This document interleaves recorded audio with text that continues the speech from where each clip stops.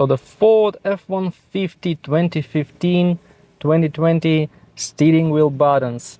If you just rent this car or just buy it used, you will need to know that the buttons on the left side is for the trip computer, so you can use it to change the information that you see on the screen of your dash. Now you can enter the menu, you can navigate the menu with these buttons. It's quite easy.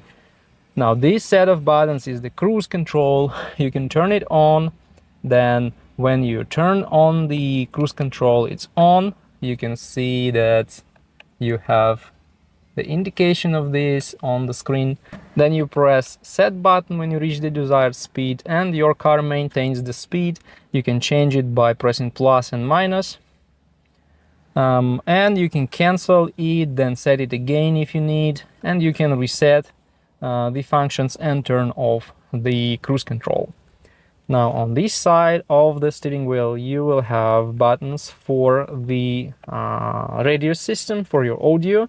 You can list the tracks, you can turn to another track if you need, you can find the memory stations, radio stations that are in the memory. You can list between them by pressing the M button. You can decrease and increase volume of the music in your car. So these are all about audio system.